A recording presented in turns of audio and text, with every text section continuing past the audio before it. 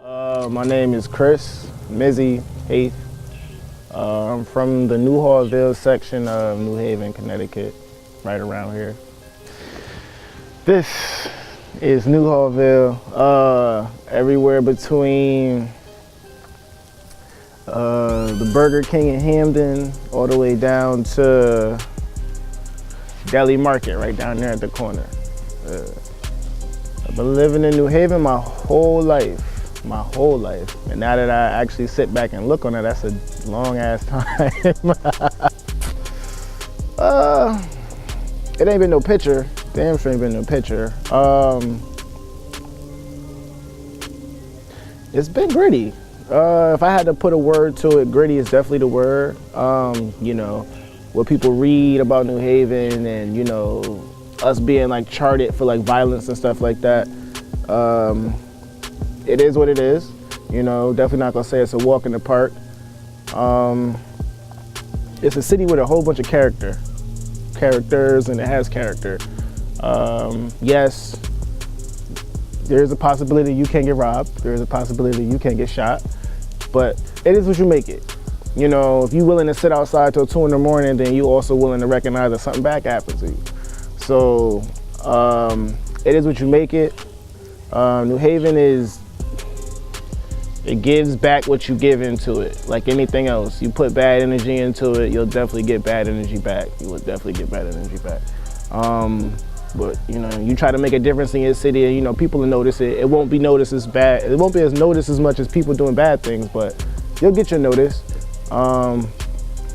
But shootings do occur, robbings do occur, bad things happening to people. It occurs. It occurs a lot more than you would hear it in any other part of the state. Gritty. Gritty is definitely the word I use.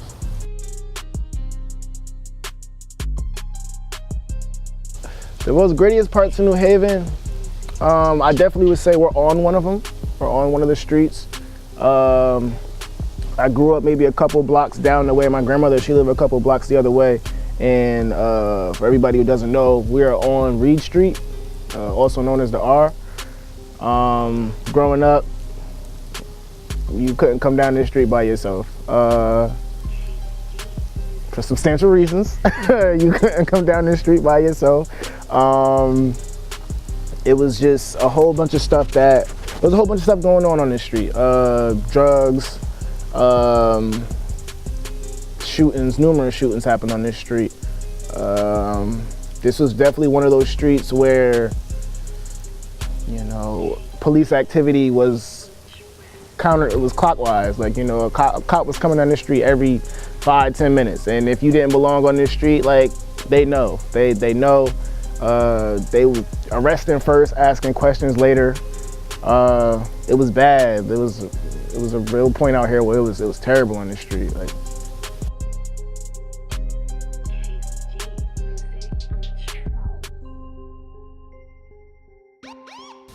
my most grittiest time in New Haven was when I was robbed when I was about 15. I was robbed heading from basketball practice, and eventually I found out who did it. I found out maybe a couple hours later, but that was only because I seen him and the person he was with. Because when I was robbed, you know, they did certain things to me where it's like I ended up on the floor. And, you know, he, you know, held a gun to the back of my head. And as he was doing that, I'm paying attention to his shoes. I'm paying attention to his shoes and the person he with shoes, because they had to wrestle to get me to the ground. And it was pouring outside, I'll never forget it. And they took my North Face, like my coat, my coat. Like, coat was probably about down to my knees. I wasn't as tall as I was now. I was maybe about 5'6", 5'7". So yeah, they wrestled me out of my coat. I was more scared of getting shot, but at the same time, it was pouring outside, so I wasn't trying to give up my coat. We tussling. He socked me, I sock him back, and then that's when he pulls out his, his gun. And at that point, I give him anything he want. He ain't take my phone, he ain't take my wallet, took my coat. So I had to go back to my girlfriend's house, pouring rain, this, that, and the third. I get into her house, and I'm just fuming, walking back and forth. I'm upset. So maybe about 20 minutes later, she calls her friend to come help me look for my coat. And he answers he comes to the door with his friend. And I look down and see their shoes.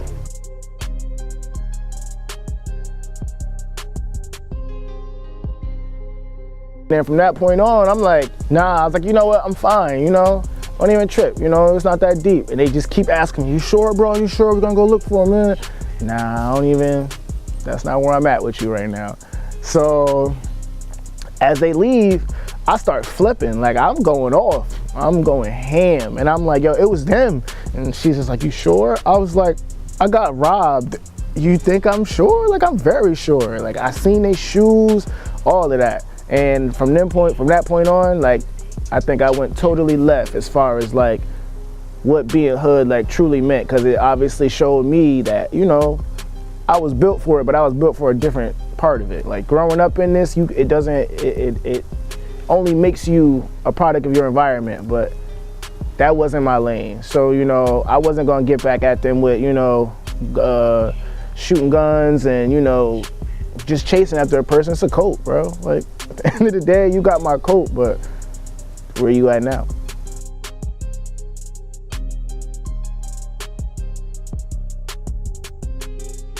I had to defend myself, I had to defend my brother, I had to defend my family. I defended friends. Like taking a punch wasn't the worst thing in the world. Like once you take a punch, you realize it ain't the worst thing in the world. But in New Haven, did we fight? Yes, fought every day. Not every day, but you can kind of sense if it's coming. Yeah, you didn't want to be that person that was just, you didn't want to be that person that somebody say anything to and you just wasn't gonna react. After a while, like, I'm gonna need something from you. Even, there used to be dudes who just used to pick on dudes just so they can get them to fight them, just because they knew they could beat them up. And, you know, everybody had to at least serve you once. That's kind of how it went out here.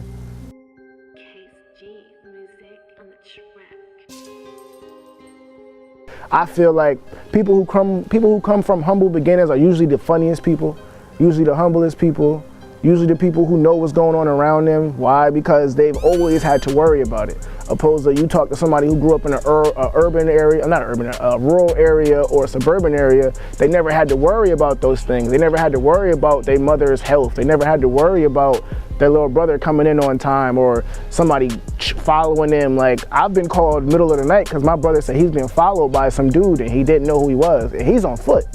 So that means I gotta hop out of my bed and meet him on the street he at to make sure he gets off the street safely. People that grow up in suburban areas ain't gotta worry about that. You gotta run 3 blocks just to make sure ain't nobody following your brother. And if somebody is following him, you gotta confront him and then you gotta see what's up. That's a whole nother ballpark.